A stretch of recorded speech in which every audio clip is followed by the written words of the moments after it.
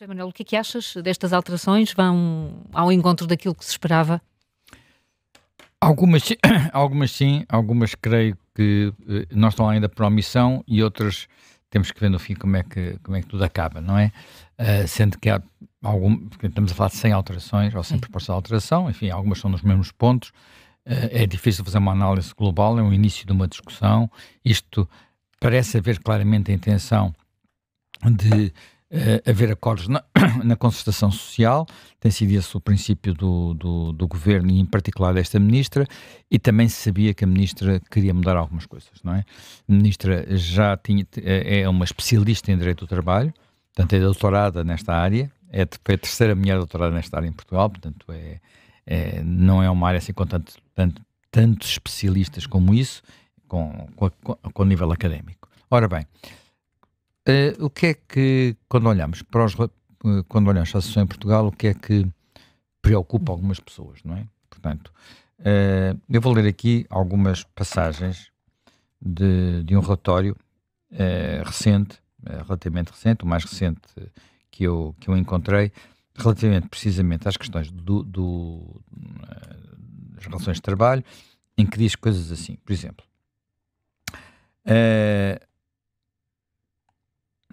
desculpa aqui.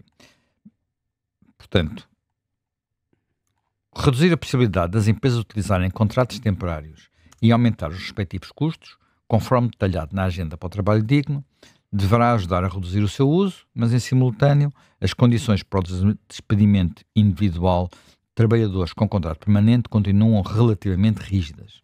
Em particular, as indemnizações por despedimento sem justa causa estão entre as mais altas do mundo ocidental, havendo também elevada probabilidade de os tribunais decretarem a reintegração do trabalhador. Baixar os custos associados aos contratos permanentes pode ser facilitado através da redução das indenizações por despedimento, por exemplo, fazendo, por exemplo, o que fez a França ou a Itália, e a probabilidade de reintegração por via judicial também pode ser reduzida, tornando, enfim, depois faz aqui umas sugestões. Noutro ponto, o mesmo relatório diz que, de acordo com vários indicadores, a duração, desculpa lá, embora os níveis de qualificação de jovens adultos e dos recém-licenciados tenham melhorado rapidamente, os jovens continuam a enfrentar dificuldades para entrar no mercado de trabalho e obter empregos de qualidade. E a taxa de emprego de recém-diplomados está abaixo da média europeia. Também há o risco das disparidades entre trabalhadores qualificados e menos qualificados. Nas últimas 2 décadas, a procura de trabalho tem sido mais forte entre os mais qualificados, aumentando o seu peso no emprego, mas, como visto, com a dificuldade de entrada e com pagamentos relativamente baixos. A incidência dos contratos temporários diminuiu, mas permanece acima da média dos países desenvolvidos. Ora bem, sendo que é muito elevada entre os mais novos. Entre os mais novos estamos a falar de 60% dos contratos, até aos 25 anos. Isto que eu estive a ler é o mais recente relatório da OCDE. Portanto, é um relatório do organismo internacional, onde os governos...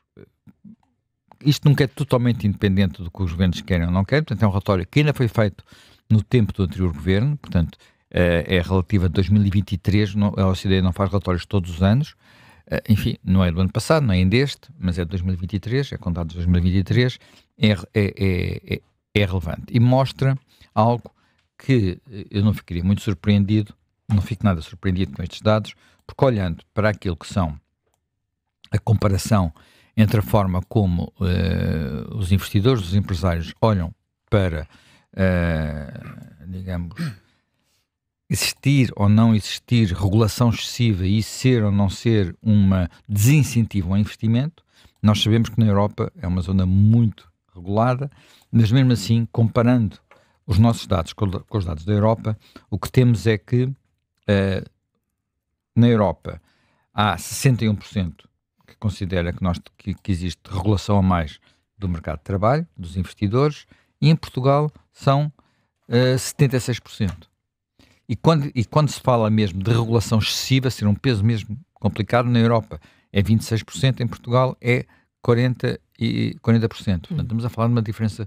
Nós, dentro da Europa, que é uma zona que, como sabemos, está, em termos económicos, a mostrar pouco dinamismo, nós temos aqui um incentivo negativo a que haja mais investimento, logo mais inovação, logo mais crescimento. Portanto, sobre isto, e isto são, deixa-me ver qual é a fonte destes dados. A fonte destes dados é o Banco Europeu de Investimentos. Portanto, estamos a falar de dados credíveis, não é? Sim. E, portanto, de quem se preocupa com investimento. Quando falas, desculpa, só para esclarecermos, quando falas de regulação do mercado de trabalho, estás a falar da dificuldade em despedir? É disso? Não, só muita coisa. Portanto, há imensas coisas que têm a ver com, por exemplo, com uma coisa que agora se vai procurar reintroduzir, que é o banco de horas individual. O que é que um banco de horas individual permite fazer? Permite que, entre empregador e empregado, haja menos rigidez do horário de trabalho. Portanto, no sentido de ser possível, num período de sobrecarga de trabalho, pedir mais horas, sem que isso corresponda a horas extraordinárias, porque são compensadas por menos horas noutros períodos do ano. E o limite que estamos a falar disto, estamos a falar de um limite que se quer passar para 150 horas anuais, salvo erro. 150 horas anuais é meia hora por dia, em média. Portanto, por dia de trabalho. Portanto, não estamos a falar de nada de particularmente penalizador e estamos a falar, e não pode ser mais do que 2 horas por dia, portanto, para também não desestabilizar completamente a vida das pessoas. Estamos a falar de coisas que são dar flexibilidade. Porquê é que isto é importante? Porque nós estamos a viver momentos de transformação rapidíssima das economias e estamos a perceber que essa transformação não se está a tornar mais lenta, mas mais rápida. Toda a gente gosta muito de falar, por exemplo, de inteligência artificial. A inteligência artificial, aquilo que dizem os gurus dessa área, é que vai mudar o mundo mais depressa do que mudou a internet. E quem, como eu, vem do tempo para a internet, sabe que aquilo que a internet mudou no mundo mudou a uma velocidade alucinante. Se nos dizem que agora a internet, afinal de contas, foi um comboio a vapor comparado com o TGV, que vai ser a inteligência artificial, nós nem sabemos bem o que é que vem aí, não é? Portanto, ora, aquilo que também aprendemos é que quando temos muita dificuldade em adaptar as empresas a novas realidades, e as novas realidades às vezes são picos de trabalho num determinado momento, são, por isso, simplesmente mudar de ramo. Há uma coisa que a maior parte das pessoas, muitas vezes, nós temos em Portugal um problema estrutural, mais grave, porventura, que a nossa falta de riqueza, que é a baixa produtividade. A baixa produtividade traduz-se em nós termos algo que é, nós não somos ricos e trabalhamos muitas horas. Portanto, trabalhamos muito e ganhamos pouco.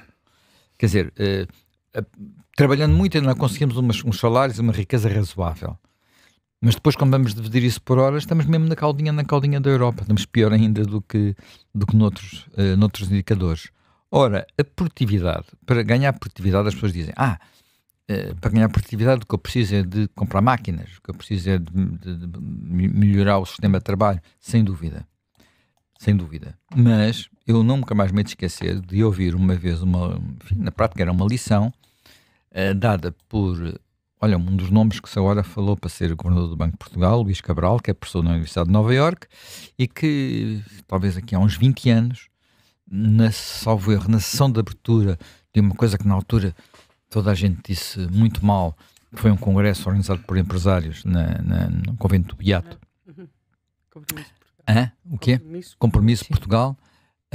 Ele disse que os ganhos de produtividade dão-se mais pela substituição de empresas pouco produtivas por empresas mais produtivas, de empresas pouco inovadoras por empresas mais inovadoras.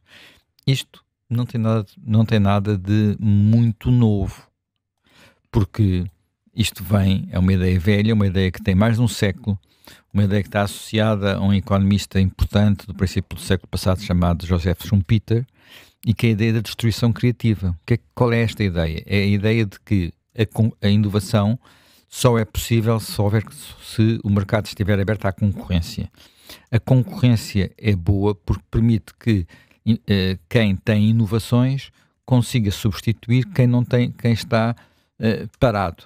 Portugal, quer o Portugal do Estado Novo, quer o Portugal atual, é muito avesso a isto, porque quando falamos de destruição criativa, naturalmente estamos a falar de não apenas, há empresas que se conseguem adaptar e empresas que não se conseguem adaptar, e portanto e nós temos muita ideia de que a riqueza é uma coisa que é muito pecaminosa, porque entre outras coisas são ricos os que nascem ricos e são pobres os que nascem pobres. Olha, para dizer verdade, para ser verdadeiro, isso é em parte verdade, sobretudo na Europa. Mas mesmo que olhemos para o mundo, ainda hoje vi uma notícia a dizer dos famosos bilionários, não é? Portanto, as pessoas, ou trilionários, os que têm milhões de dólares, os super ricos, só 10% é que é por herança. Só 10% é que é por herança. Os outros são pessoas que enfim, nós conhecemos alguns deles, não é? Todos aqueles das tecnológicas americanas, alguns até eram, quer dizer, não digo que fossem pobres completamente, mas eram pelo menos muito pobres. Mas como é que eles triunfaram? Triunfaram porque estão num mercado muito competitivo e muito aberto, e onde não se anda a tentar que as empresas sobrevivam mesmo quando não são eficientes. No tempo do Salazar havia leis que impediam que uma empresa ineficiente entrasse no mercado para proteger uma empresa ineficiente com medo que houvesse desemprego. Essas leis já desapareceram, já não temos as leis do condicionamento industrial, que era assim que se chamava essa lei, já desapareceram, mas a mentalidade não, em muitos aspectos em Portugal. E uma parte disto está associado ao mercado de trabalho. Uma das coisas que também há dados internacionais e até sobre esta matéria é que, ao contrário daquilo que para um português comum é intuitivo, que é os trabalhadores ganham mais se o emprego for mais protegido, os números comparativos dizem o contrário. Dizem que o mercado de trabalho com menos rigidez traduz em salários mais altos, o que faz sentido se pensarmos um bocadinho. Porquê? Porque se eu for empregador e tiver muito receio de que não consigo substituir um trabalhador por uma razão ou outra, não está a funcionar, que se eu estiver que posso substituir, como diz a OCDE, porque lhe pagar imenso, eu tenho tendência a ser mais moderado nos salários que pago. Se perceber que consigo mais facilmente adaptar-me, corro um risco de pagar um pouco mais, porque a seguir posso compensar esse risco com uma substituição. E o próprio desemprego em muitas das sociedades não é visto como tal, é visto como um intervalo entre empregos e não como uma condição, uma penalização. É evidente que há muitas situações que saem disto. Há muitas situações de pessoas que pura e simplesmente saem do mercado de trabalho. Isso está-se a tornar um fenómeno em muitos países, mas que ninguém consegue. Não está associado às leis laborais, está associado a fenómenos culturais e que são particularmente penalizadores para homens de meia idade. E isto é muito evidente nos Estados Unidos, por exemplo. É muito evidente também no Reino Unido. Começa a ser também evidente na Europa. E começa a chegar também a algumas mulheres que chegaram ao mercado de trabalho. As mulheres chegaram ao mercado de trabalho mais tarde, a sua participação no mercado de trabalho é menor que a dos homens, mas, portanto, há um bocado estas pessoas, e ninguém tem boas soluções para isto, porque isto pode ter várias origens. Pode ter origens culturais, origens de desadaptação às mudanças, origens das pessoas se sentirem confortáveis a viver da ciência social. Tem várias origens, mas existe e é um problema, porque depois isto tem outras consequências noutras áreas. E, portanto, não há soluções ideais, e as soluções legislativas são soluções sempre de procurar equilíbrios. Nestas alterações que estão agora a ser pedidas, eu vejo poucas referências, por exemplo, à questão do despedimento individual, que é um dos tabus constitucionais portugueses. Vejo referências à questão tornar menos absurdo, aparentemente, aquilo que foi feito sobre o teletrabalho, que é das leis mais absurdas, da legislação mais absurda que foi produzida neste país, e basta, quer dizer, partiu-se da ideia de que as pessoas ficavam em teletrabalho contra a sua vontade. Sim. Hoje sabemos que é exatamente o contrário. As empresas querem que as pessoas regressem e elas não querem regressar. E, portanto, como ficavam contra a sua vontade e tinham gastos extras, e não estavam a poupar nos transportes, não estavam a poupar nos almoços fora, não estavam a poupar na roupa, não estavam a poupar em nada. Só tinham gastos extras. Criaram-se uma quantidade de mecanismos super rígidos que esta lei vai aliviar. Não vai acabar com eles, aparentemente, mas vai pelo menos aliviar. Vai tentar também tornar os contratos a termo, os chamados contratos a prazo, um pouco mais flexíveis do que são atualmente. Porque muitas vezes o que acontece quando as coisas se tornam muito rígidas é que se cria ilegalidade, subterfúgios. E não há autoridade das condições de trabalho que resolva isso. Vai, enfim, mudar um pouco as questões que têm a ver com os trabalhadores das plataformas, com os regimes dos recibos verdes. O regime dos recibos verdes tinha um lado um pouco absurdo em alguns aspectos. É um problema, a gente sabe que ele existe, esse problema em parte existe por causa da rigidez do outro lado. É por isso que esse regime também existe. E porque não é muito vantajoso, porque aquilo, por exemplo, que um trabalhador recibo verde tem que pagar em termos de segurança social é tão brutal que hoje em dia pode ser muito penalizador e ninguém quer isso, não é só por elasticidade. Portanto, há outros aspectos que também me parecem, enfim, vai haver, não se vai acabar com a autodeclaração, com aquelas baixas autodeclaradas, essa parte não. Mas há a possibilidade de despedimento por fraude. Mas há a possibilidade de despedimento por fraude, o que faz sentido, porque a gente sabe-se que isso aconteceu, porque de repente sabe-se que aconteceu, porque infelizmente nós sabemos como é que é o regime dos atestados médicos em Portugal, não é? Todos nós temos histórias para contar, todos.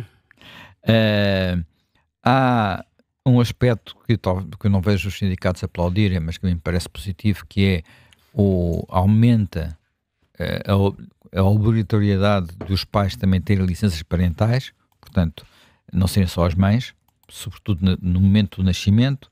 Eu não sei bem, não tenho opinião, e portanto há para uma polémica sobre o luto gestacional, que é uma ideia do PAN na anterior legislatura, ou numa das anteriores legislaturas, e que eu não sei exatamente o que é que representa e de que forma. Eu por acaso estive a ler e parece-me que é um daqueles casos em que se produz legislação com um nome muito pomposo, eu estou a falar anteriormente, mas para uma circunstância que já existia. Ou seja, já estava previsto, de facto, uma licença por interrupção de gravidez, seja fosse ela voluntária ou não é? Porque, de facto, existem inúmeras interrupções de gravidez que resultam de situações clínicas ou de abortos espontâneos. E não se percebe, na prática, há uma diferença, sim, é quem é que paga, mas isso, para o caso do trabalhador, é irrelevante, se é a empresa, se é a Segurança Social. Mas, na prática, pode dizer-se que antigamente havia 3 dias para uma coisa que era definido como luto gestacional e depois havia uma licença de 15 dias para a mesma questão, mas provavelmente outro âmbito. Portanto, não, era daqueles casos em que haveria uma ambiguidade, não se percebe qual é que é o benefício, nem qual o prejuízo. Portanto, é uma questão de linguagem, provavelmente. É uma questão de linguagem e também, sim, correta. É questão de quem é que paga. Mas mas isso, quer dizer, não percebo, francamente. Pronto. Como disse, não sei. Há 2 pontos que eu queria sublinhar que me parecem ambos positivos naquilo que vai ser proposto. Portanto, aquilo que me parece que falta aqui, de facto, tem a ver com aquele ponto da OCDE que tem a ver com a rigidez do contrato de trabalho. Qual é o mas há pelo menos 2 outros pontos que têm relevância. Um é o regime do outsourcing. Vamos lá ver, quando há uma empresa em reestruturação ou uma empresa que está a passar por um momento difícil, pode ter necessidade, quer dizer, muitas vezes recorre ao despedimento coletivo porque não consegue recorrer ao despedimento individual, portanto arranja uns mecanismos para responder, para recorrer a esse mecanismo. Olha, no nosso setor, infelizmente, já vimos isso acontecer. Eu já vi isso acontecer muitas vezes em algumas empresas e depois arranja esquemas para contornar o facto de poder necessitar pontualmente aqui ou acolá de uma colaboração ou de um trabalho. E isso tinha-se tornado ainda mais difícil com a agenda do trabalho digna, com a proibição do chamado outsourcing, que é uma coisa que hoje em dia é muito comum, que é ter empresas que prestam serviços. Se o serviço fosse semelhante ou parecido, ou acusado de ser parecido aos trabalhadores despedidos, não podia ser. E às vezes, por isso simplesmente, uma empresa em reestruturação, nós imaginamos que, com o mercado de trabalho rígido, que isso seja uma forma de dar um mínimo de flexibilidade. Provavelmente não é o caminho ideal, mas é um caminho possível. Assim como aquilo que tem a ver com algo que também parece que foi dos temas que deu os mais títulos, e que me parece fazer sentido, quer dizer, se alguém quiser trocar dias de férias por salário, até ao limite de 2 dias de férias, sim, não é à balda. São 2 dias. Sim. Portanto, e mesmo assim mantém todas as outras coisas, até está de férias, mas recebe o subsídio de refeição, por exemplo. Portanto, não é um abdicar absoluto, é apenas abdicar disso, pode fazê-lo. O que, conhecendo nós os hábitos contemporâneos e às vezes o facto de existir na administração pública a possibilidade de o fazer mais facilmente no setor privado é mais quer dizer, no caso da administração pública nem se perde o salário, que é o chamado artigo 4º. Sim, é uma coisa que dá aqui alguma margem. O chamado artigo 4º que muitas vezes permite fazer greves fingindo que se está em greve quando se mete um artigo 4º.